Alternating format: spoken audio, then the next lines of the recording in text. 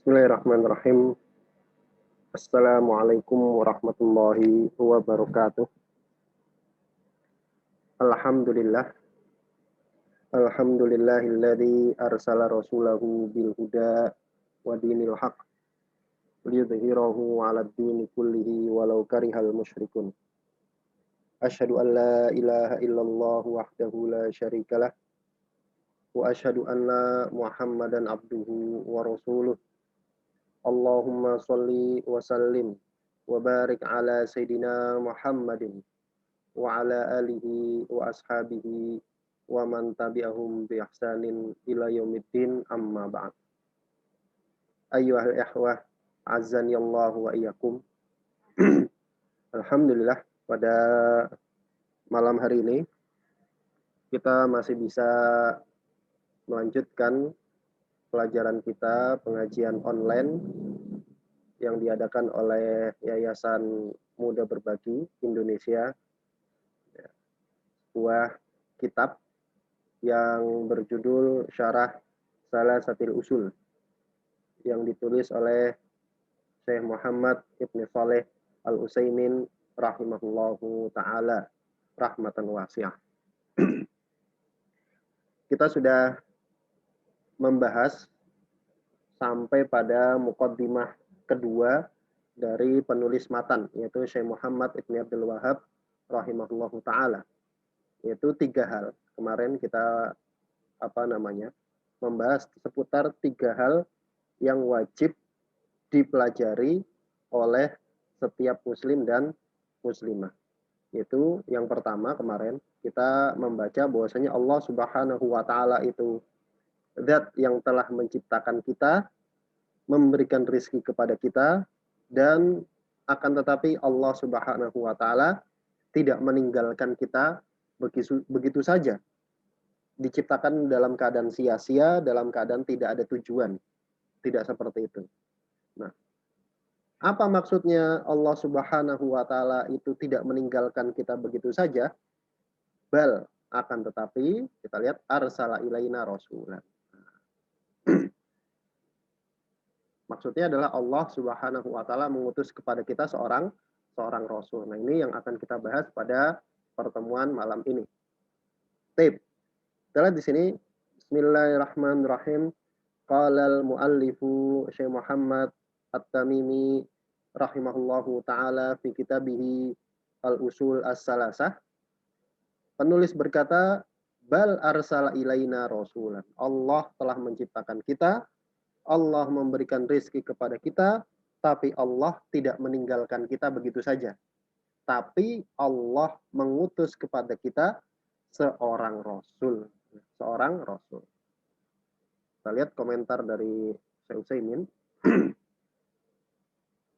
Qala fadilatul Syekh Muhammad Ibn Shalih Al-Utsaimin rahimahullahu taala fi kitabihi Syarah Salasatil Usul. Beliau berkata, ai annallaha azza wa jalla arsala ilaina ma'syara hadhil ummati Muhammadin sallallahu alaihi wasallam rasulan. Maksudnya bahwasanya Allah azza wa jalla itu mengutus kepada kita, ya hai sekalian umat, yaitu umatnya Nabi Muhammad, apa yang diutus? Rasulan, seorang utusan, seorang rasul. Apa tugas seorang rasul? Yatlu alaina ayati rabbina. Yang seorang rasul tadi membacakan kepada kita ayat-ayat Allah, ayat-ayat dari Allah Subhanahu wa taala. Wa yuzakkina, kemudian rasul tersebut juga mensucikan kita dari segala macam dosa dan penyakit, ya, dari segala macam dosa dan penyakit. Wa yu'allimunal kitaba wal hikmah, dan Allah Subhanahu wa taala juga mengajarkan kepada kita Alkitab dan Al-Hikmah. Alkitab maksudnya Al-Qur'an, wal hikmah adalah as-sunnah. Kama arsala ila man qablana, sebagaimana Allah Subhanahu wa taala telah mengutus kepada umat sebelum kita.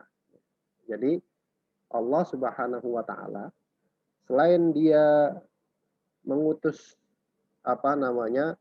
kepada umat akhir zaman itu seorang rasul, Allah juga mengutus kepada umat-umat sebelum kita seorang rasul.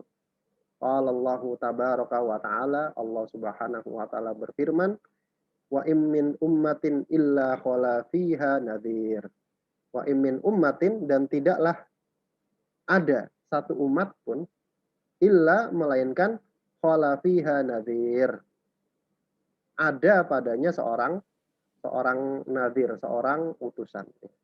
Jadi di dalam di dalam umat tersebut, tiap-tiap umat pasti ada seorang rasul gitu, seorang yang memberikan peringatan. Nadhir itu artinya memberikan peringatan. Kemudian wala budda ain yursilallahu ar-rusula ilal khalqi litakuma alaihimul hujjatu. Wala budda, dan pasti ayyursilallahu ar-rusula, Allah Subhanahu wa taala utus para rasul ilal khalqi, kepada semua makhluk. Pasti itu ada utusan, ada rasul kepada masing-masing, kepada makhluk. Litakuma alaihimul hujjah. Supaya apa tugasnya? Supaya tegak hujjah atas umat tersebut. Supaya umat tersebut tidak punya lagi alasan di sisi Allah Subhanahu wa taala. Waliya'budullaha bima yuhibbuhu wa yardahu. Dan supaya umat tersebut menyembah Allah bima yuhibbuhu, sesuai dengan apa yang Allah cintai, wa yardahu, dan Allah ridhoi. Artinya, kalau tidak Allah utus seorang rasul, maka mustahil seseorang itu, makhluk itu tahu gimana caranya menyembah Allah. Ya. Jadi nggak mungkin kita sebagai seorang makhluk itu tahu bagaimana caranya menyembah Allah, bagaimana caranya kita beribadah kepada Allah sesuai dengan cara yang Allah kehendaki dan Allah cintai tanpa melalui rasul. Itu nggak mungkin. Makanya Allah utus para rasul. Itu tujuannya Allah utus para rasul, supaya mengajarkan kepada kita gimana caranya menyembah Allah sesuai dengan apa yang Allah cintai dan Allah ridhoi. Jadi jangan nggak bikin-bikin sendiri gitu, nggak bikin-bikin sendiri. Bagaimana agama-agama yang lain? Agama-agama yang lain mereka tahu, mereka bahkan sebagian mengakui bahwasanya Tuhannya juga Allah, sebagaimana agama-agama samawi yang lain. Tapi cara beribadahnya tidak sebagaimana yang disyariatkan oleh Allah melalui para rasul. Mereka bikin sendiri ibadahnya, punya kreasi sendiri. Bahkan akhirnya ibadahnya sampai macam-macam ya. Nah, makanya orang Islam itu ibadahnya jangan sampai kayak gitu. Jangan sampai kita meniru umat-umat sebelah yang mana ibadahnya itu sesuai dengan selera masing-masing, bikin sendiri. Qala Allahu tabaraka wa ta'ala, Allah Subhanahu wa ta'ala berfirman, Inna awhayna ilaika, sesungguhnya kami telah wahyukan kepadamu wahai Muhammad, kama awhayna ila Nuhi wan nabiyina min ba'di. Sebagaimana kami juga telah wahyukan kepada Nabi Nuh wan nabiyina min ba'di, dan kepada para nabi setelah Nabi Nuh. Wa awhayna. Afwan, tadi terputus jaringan di tempat saya. Kita lanjutkan.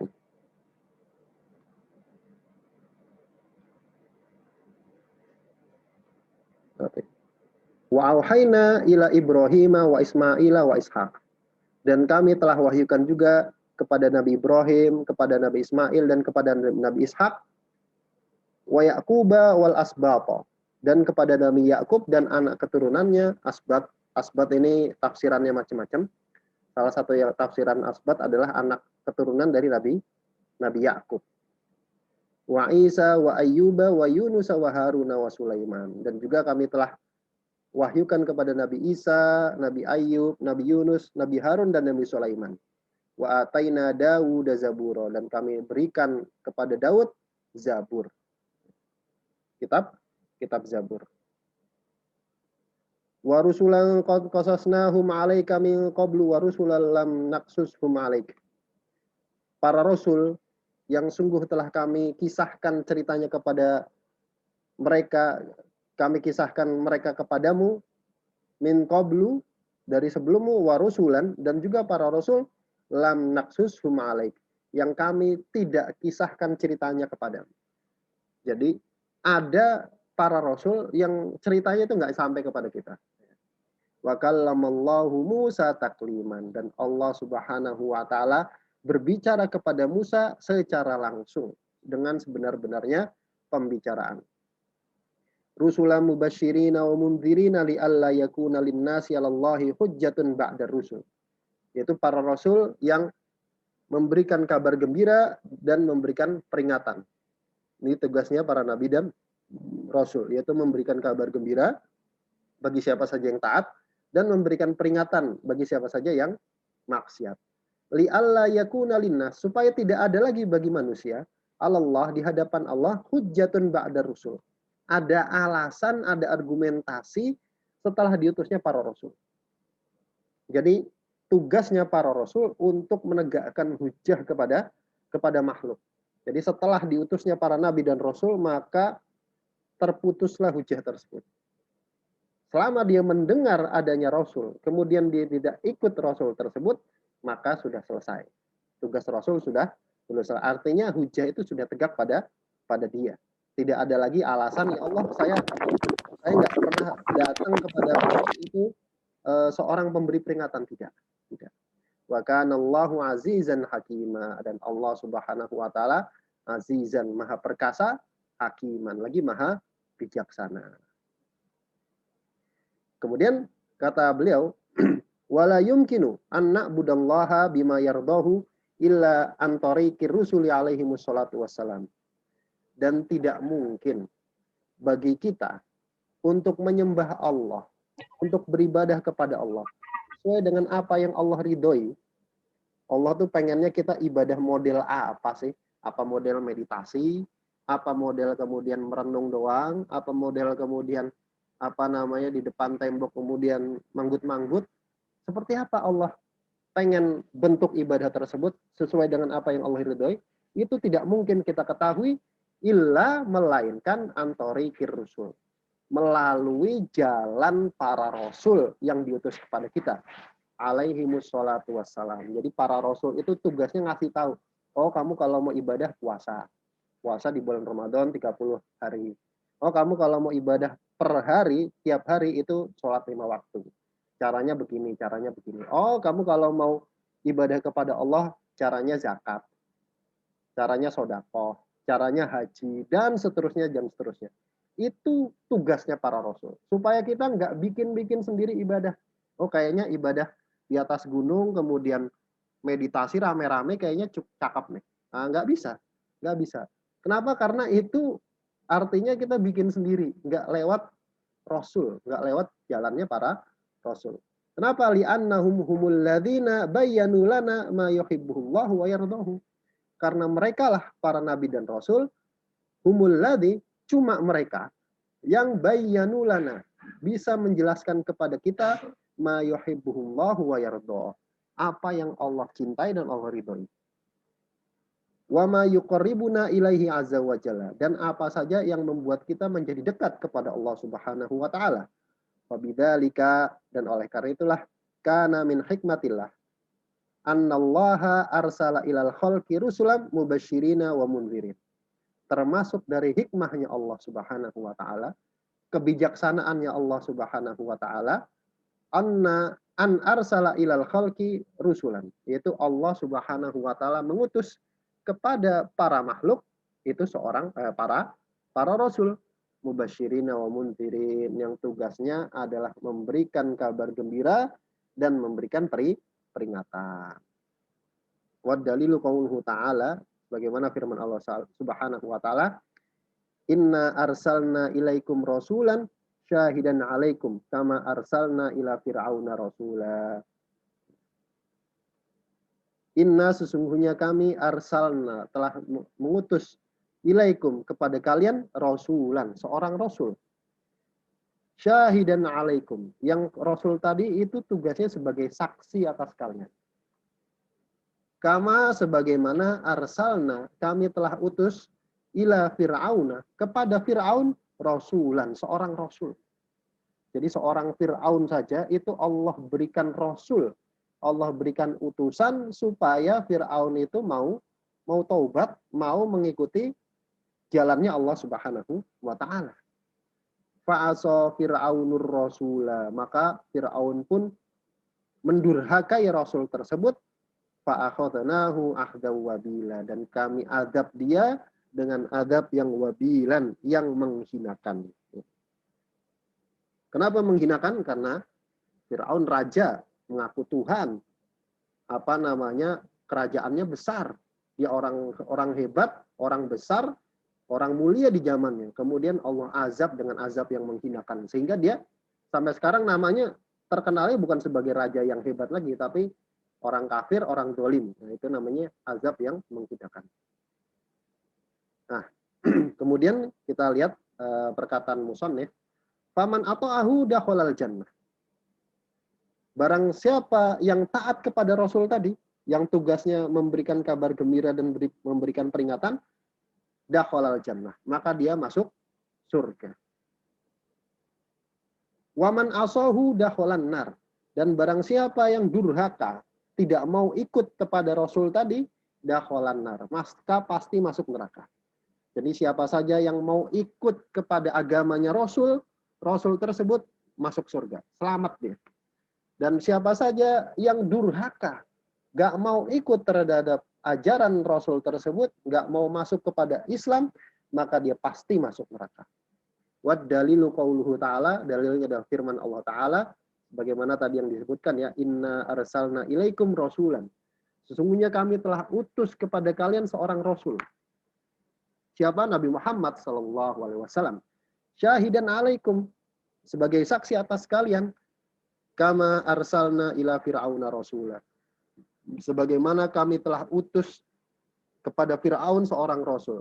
Fa'asa Fir'aunur rasula fa'akhadnahu ahdaw wabila. Maka Fir'aun pun durhaka, nggak mau ikut kepada Rasul tersebut. Siapa? Nabi Musa ya. Nabi Musa diutus kepada Fir'aun, ngajak supaya Fir'aun itu mau bertobat, mau masuk ajarannya Nabi Musa, tapi nggak mau. Maka Fir'aun itu mendurhakai Nabi Musa, fa'akhadnahu ahdaw wabila. Maka kami adab dia dengan adab yang menghinakan. Kita lihat komentar dari Syekh Utsaimin. Hadza haqqun mustafadun. Barang siapa yang taat kepada Rasul, maka dia masuk surga. Barang siapa yang ngikut kepada ajarannya Rasul, maka dia masuk surga. Ini benar. Mustafadun. Diambil faedah. Dari mana penulis itu tahu orang yang taat sama Rasul, ngikut ajarannya Rasul masuk surga? Mustafadun min qaulihi ta'ala. Itu diambil dari firman Allah Subhanahu wa taala dalam surat Ali Imran ayat 132 sampai 133. Wati Allah wa rasul la'allakum turhamun. Dan taatilah Allah dan Rasul la'allakum turhamun, supaya kalian dapat rahmat.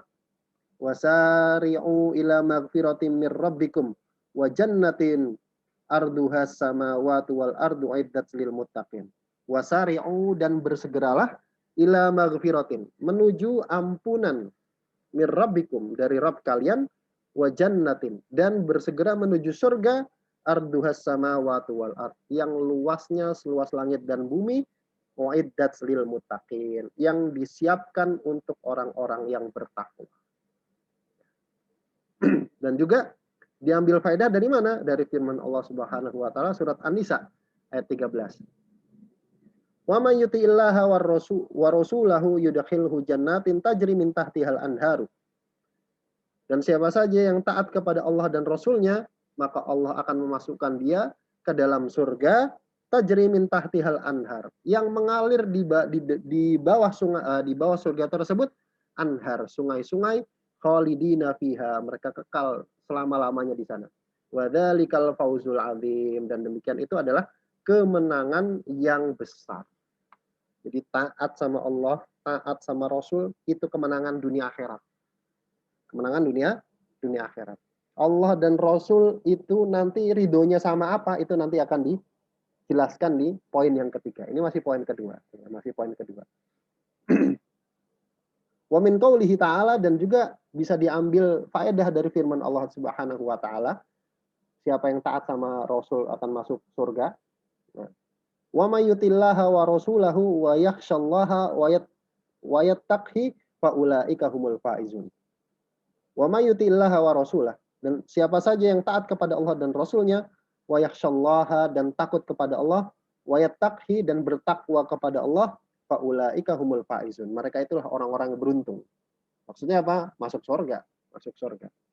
Kemudian wa qaulihi, dan firman Allah Subhanahu wa taala, wa may yutillaha war rasula fa ulaika ma'al ladzina an'amallahu 'alaihim minan nabiyina was-siddiqina wasyuhada'i was-shalihin. Dan siapa saja yang taat kepada Allah dan Rasul, fa ulaika ma'al ladzina, maka mereka itulah orang-orang yang nanti di surga akan bersama orang-orang yang an'amallahu 'alaihim. Allah berikan nikmat kepada mereka. Jadi kalau taat sama Allah dan taat sama Rasulullah, maka nanti di akhirat itu akan bareng sama orang-orang yang telah Allah beri nikmat. Siapa saja?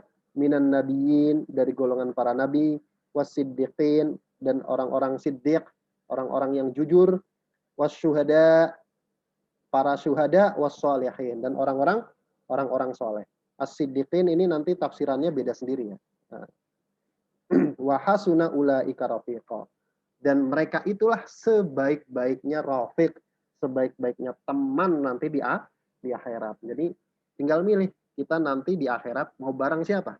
Mau bareng para nabi, siddiqin, syuhada, solehin, atau mau bareng Fir'aun, mau bareng Haman, mau bareng Korun, mau bareng Abu Jahal, mau bareng Abu Lahab, mau bareng siapa? Nah, kita bisa milih. Bagaimana caranya? Di dunia ini kita milih mau ikut siapa? Mau ikut agamanya Rasul, apa mau ikut agamanya Fir'aun? Mau ikut agamanya Muhammad Sallallahu Alaihi Wasallam, atau mau ikut agamanya Abu Jahal dan Abu Lahab? Agamanya Abu Jahal dan Abu Lahab itu apa? Ya nyembah berhala, nyembah selain Allah, berbuat syirik. Berbuat syirik itu agamanya Abu Jahal dan Abu Lahab. Jadi itu syaratnya ya. Syaratnya kalau mau dapat sebaik-baik teman, itu di dunia ini kita tinggal milih mau temenan sama siapa, mau taat sama siapa. Wa qaulihi, dan juga firman Allah Subhanahu wa taala, wa may yutillaha wa rasulahu faqad faza fawzan 'azima. Dan siapa saja yang taat kepada Allah dan Rasulnya, maka sungguh dia telah menang dengan kemenangan yang besar. Wal ayatu fi dzalika katsiratun, dan ayat-ayat yang menerangkan tentang siapa saja yang taat kepada Rasulullah itu akan beruntung, akan masuk surga, itu banyak sekali. Jadi ini sebagian yang dibawakan oleh syarih. Kemudian wa min qaulihi sallallahu alaihi wasallam, di antara juga hadis Nabi Muhammad sallallahu alaihi wasallam, kullu ummati yadkhulunal jannah illa man aba. Kata Rasulullah, semua umatku, kata Rasulullah, itu akan masuk surga illa man aba, kecuali yang enggak mau, kecuali yang enggan. Loh, ada umat Rasulullah yang enggan? Faqila, maka ditanyakan, wa man ya'ba ya Rasulullah? Siapa yang enggak mau masuk surga ya Rasulullah? Qala, kemudian Rasulullah jawab, man ata'ani dakhalal jannata wa man asani dakhalan naro. Siapa saja yang taat kepadaku, maka dia akan masuk surga. Rasulullah menyuruh kita untuk bertauhid. Jangan mensekutukan Allah dengan sesuatu apapun. Jangan pernah berbuat syirik, maka pasti akan masuk surga. Waman asani, dan siapa saja yang memaksiati aku, durhaka sama Rasulullah. Rasulullah bilang jangan nyembah pohon, jangan nyembah berhala, jangan nyembah batu, jangan nyembah malaikat, jangan nyembah orang soleh, jangan nyembah nabi. Semuanya kemudian dia lakukan, berarti dia durhaka kepada Rasulullah, dakhalan naro, maka pasti masuk neraka.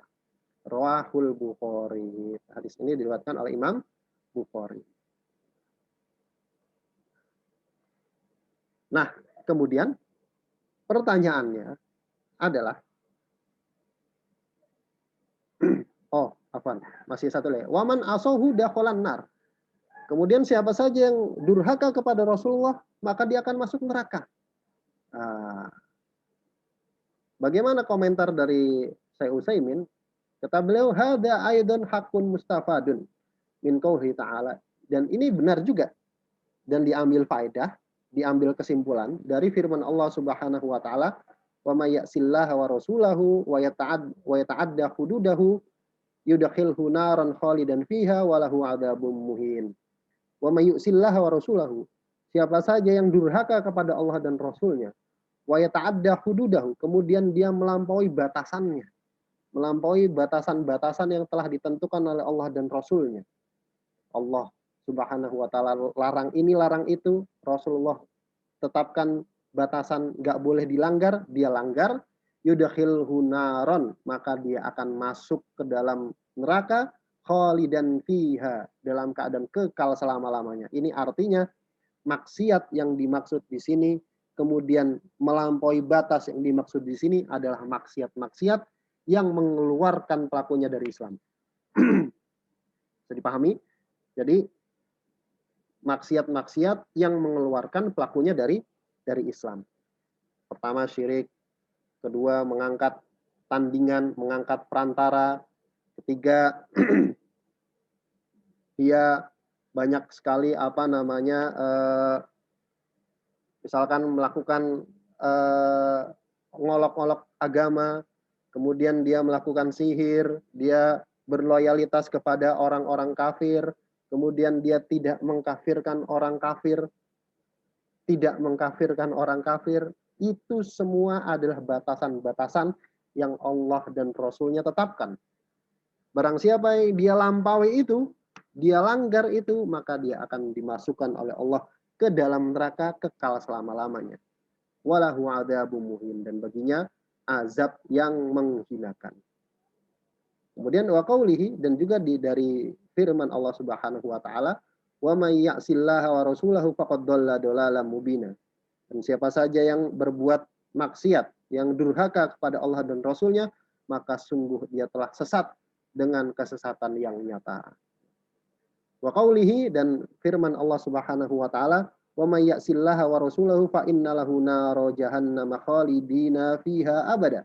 Dan siapa saja yang berbuat maksiat, berdurhaka kepada Allah dan Rasulnya, fa innalahu naro jahannam, maka baginya adalah neraka jahanam khalidina fiha abada. Mereka kekal di sana selama-lamanya. Ini juga menunjukkan bahwasanya maksiat yang dimaksud di sini adalah maksiat yang mengeluarkan pelakunya dari Islam. Maka maksudnya dia melakukan syirik kepada Allah dan melanggar perintah terbesar dari Rasulullah, yaitu apa? Tauhid. Maka dia pasti masuk neraka. Kalau dia mati dalam keadaan belum bertaubat, dia masuk neraka kekal selama-lamanya di sana. Kemudian juga diambil dari sabda Rasulullah sallallahu alaihi wasallam, min qaulihi sallallahu alaihi wasallam fil hadis sabiq, dari hadis yang telah lewat. Wa man asani dakhalan nar. Barang siapa yang bermaksiat kepadaku, enggak mau taat, enggak mau ikut agamaku, maka dia masuk neraka. Jadi menjelaskan kitab ini harus diarahkan semua ke tauhid, ya. Jangan diarahkan ke macam-macam. Nanti ada tendensi yang salah kadang beberapa dai menjelaskan kitab ini, kemudian barang siapa yang durhaka atau tidak taat kepada Rasul, maka dia akan masuk neraka. Kemudian dibawa kepada amalan-amalan yang dianggap bid'ah padahal itu masih khilaf. Contohnya misalkan kunut subuh. Barang siapa yang melakukan kunut subuh, dia telah berdurhaka kepada Rasulullah. Yang durhaka kepada Rasulullah maka masuk neraka. Tidak seperti itu. Itu salah, ya, itu salah. Kenapa? Karena nanti di poin yang kedua sama penulis dijelaskan sendiri. Tadi kan dijelaskan tujuan diutusnya Nabi dan Rasul itu untuk menjelaskan kepada kita apa yang Allah ridhoi. Apa yang Allah ridhoi. Nah, maka di poin kedua ini kemudian beliau menjelaskan atsaniyatu. Poin yang kedua, annallaha, bahwasanya Allah la yardo, tidak akan ridho. Nah, sekarang poin apa sih sebenarnya yang mau dimaui dari diutusnya Nabi dan Rasul untuk menjelaskan apa yang Allah cintai dan apa yang Allah ridhoi. Kemudian apa yang Allah ridhoi? Tauhid. Dan apa yang tidak Allah ridhoi? Nah, kita lihat. Bahwasanya Allah Subhanahu wa taala la yardo, tidak akan ridho ayyusyraka ma'ahu ahadun, untuk disekutukan, dijadikan serikat bersama Allah seorang pun fi ibadatihi, di dalam ibadah kepada Allah. La malakun muqarrabun, baik seseorang tadi, baik oknum tadi, malaikat yang dekat, wala nabiyun mursalun, ataupun nabi. Artinya Allah itu nggak bakalan ridho kalau ada orang, ada manusia kemudian melampaui batasannya. Allah bilang jangan berbuat syirik, jangan ngangkat serikat di dalam ibadah. Siapapun itu. Ya kan kalau malaikat kan nggak apa-apa ya Allah. Nggak bisa. Kalau nabi juga kan harusnya nggak apa-apa. Ya nggak mau. Nggak bisa. Seorang pun, satu oknum apapun Allah nggak akan ridho dalam ibadah. Makanya nggak boleh kemudian kita berdoa minta kepada Rasulullah. Ya Rasulullah, tolong kabulkan hajat saya misalkan. Ya Rasulullah, tolong mintakan kepada Allah supaya Allah itu mengabulkan hajat saya. Ini namanya perbuatan syirik, dan ini yang tidak akan Allah ridhoi. Nah, tujuan Rasul itu diutus untuk mengajarkan kepada kita ini. Wad dalilu qauluhu ta'ala, dalilnya firman Allah Ta'ala, wa annal masajida lillahi fala tad'u ma'allahi ahada, wa annal masajida, dan bahwasanya masjid-masjid itu adalah lillah, miliknya Allah. Fala tad'u, maka janganlah kamu berdoa, beribadah ma'allah, dibarengi dengan Allah, ahadan, pada seorang oknum pun. Ahadan ini nakirah, fi siyakin nahi, itu menunjukkan lafdun am. Ini lafdun am. Artinya lafal yang cakupannya luas. Siapa saja. Siapa saja. Tidak ada pengecualian. Mau dia statusnya nabi, mau dia statusnya malaikat, mau dia statusnya benda mati, mau dia statusnya pohon, jin, dan sebagainya. Masuk pada lafal ahadan tadi. Ai maksudnya, al-mas'alatu saniyatu mimma yajibu alaina ilmuhu annallahu subhanahu wa ta'ala la yardo ayyusyrkamahu fi ibadatihi ahadun. Permasalahan yang kedua, dari yang wajib atas kita untuk mengilmuinya, bahwasanya Allah Subhanahu wa taala itu tidak akan ridho dia diserikatkan, dia diduakan, dia disekutukan bersama dengan dia di dalam ibadah seorang oknum pun apapun itu. Bal huwa wahdahu al-mustahiqqu lil ibadati. Bahkan dialah satu-satunya yang berhak untuk ibadah. Wa dalilu dzalika ma dzakarahul musannifu ma dzakarahul muallifu rahimahullahu taala fi qaulihi, dan dalilnya itu sebagaimana yang disebutkan oleh muallif rahimahullah. Itu ma'annal masajida lillahi fala tad'u mallahi ahada. Maka sesungguhnya masjid-masjid itu milik Allah. Masajid itu bisa diartikan dua. Tempat sujud, artinya masjid, atau anggota sujud. Jidat, kemudian dua tangan, kemudian dua lutut, kemudian dua ujung jari kaki. Itu disebut juga masjid. Fanahallahu ta'ala ayyad'uwal insanum Allahi ahadan. Maka dalam ayat ini Allah melarang seseorang, siapapun dia, untuk beribadah, untuk berdoa, dibarengi dengan Allah, satu oknum pun. Artinya, dia bukan murni kemudian beribadah kepada selain Allah. Tapi dia berbuat syirik, itu artinya kadang dia berdoa sama Allah, kadang dia berdoa kepada selain Allah. Sekali tempo dia berbuat tauhid, sekali tempo dia berbuat syirik. Sekali tempo dia berdoa, ya Allah, saya ini sedang butuh kebutuhan. Sekali tempo dia bilang, wahai wali fulan, tolong kabulkan hajat saya lagi kepepet. Nah itu namanya syirik. Kemudian, wallahu la yanha an syai'in illa wa huwa la yardahu subhanahu wa ta'ala. Dan Allah Subhanahu wa taala itu tidak akan melarang suatu hal, melainkan dia itu tidak ridho terhadap hal tersebut. Wa qala Allahu azza wa jalla, Allah Subhanahu wa taala berfirman, in takfuru fa innallaha ghaniyun ankum. jika kalian kufur, kata Allah, fa innallaha ghaniyun ankum, maka Allah Subhanahu wa ta'ala ghaniyun ankum, maha kaya, nggak butuh. Kalian kufur itu juga Allah nggak butuh. Wala yardo li ibadihi al-kufra. Kemudian, nah ini poin pendalilannya, dan dia tidak ridho untuk kepada hamba-hambanya itu kepada kekufuran, kepada kesyirikan. Allah nggak ridho. Wa in tashkuru yardohu lakum. Dan jika kalian bersyukur, yardohu lakum. Allah ridho syukur tersebut untuk kalian. Nah, jadi poinnya Allah tidak akan ridho kepada hambanya untuk melakukan kekufuran.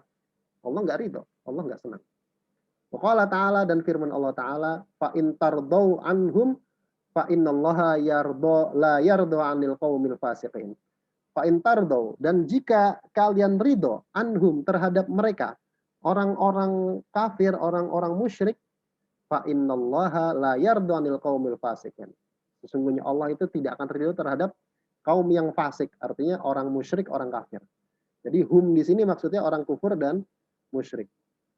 Maksudnya kalau kalian itu nanti di poin ketiga ya, tentang wala wal bara. Jika kalian itu mencintai, kemudian senang ridho kepada orang kafir, Allah itu nggak ridho sama orang kafir. Kenapa kalian ridho sama orang kafir? Maksudnya begitu. Kemudian wal kufru wa syirku la yardahu Allah Subhanahu wa ta'ala. Maka kesimpulannya kekufuran dan kesyirikan itu tidak akan pernah Allah ridhoi selama-lamanya. Bal innama, bahkan hanyalah arsalar rusula, Allah Subhanahu wa ta'ala utus para rasul, wa anzalal kutuba, dan Allah turunkan kitab-kitab, limuharabatil kufri wasyirki wal qada'i alaihima, untuk memerangi kesyirikan dan kekufuran, dan untuk menghilangkan kesyirikan dan kekufuran. Bagaimana firman Allah Subhanahu wa ta'ala, wa qatiluhum hatta la takuna fitnah, dan perangilah mereka semua hatta hingga la takuna fitnah, tidak ada lagi fitnah. Nah, fitnah ini di sini apa maksudnya? Kesyirikan, kekufuran. Makanya kalau ada yang bilang fitnah itu lebih kejam dari pembunuhan, lebih besar dosanya dari pembunuhan, maksudnya fitnah itu fitnah kekufuran, dosa kesyirikan. Hingga tidak ada lagi kesyirikan, wa yakuna dinu kulluhu lillah, dan agama amalan itu semuanya milik Allah Subhanahu wa ta'ala satu-satunya. Fa idza kana Allahu la yardo bil kufri wasyirki fa innal wajiba 'alal mu'mini an la yardo bihima. Maka kesimpulannya, kalau Allah itu enggak ridho kepada kekufuran dan kesyirikan, wajib atas seorang mukmin untuk juga tidak ridho kepada kekufuran dan kesyirikan. Jadi jangan sampai ya kan nggak ada masalah, nggak bisa. Karena Allah itu tidak ridho kepada dua itu. Dan itu tujuan Allah ngutus Nabi dan Rasul untuk menjelasin itu. Untuk jelasin bahwasanya Allah ridhonya sama apa, tidak ridhonya sama apa. Li'annal mu'mina, karena yang namanya mukmin, ridhohu wa ghadabuhu, ridhonya, kemudian murkanya, tidak senangnya, marahnya, itu tabaun ridallahi wa ghadabihi. Itu mengikuti ridhonya Allah dan murkanya Allah.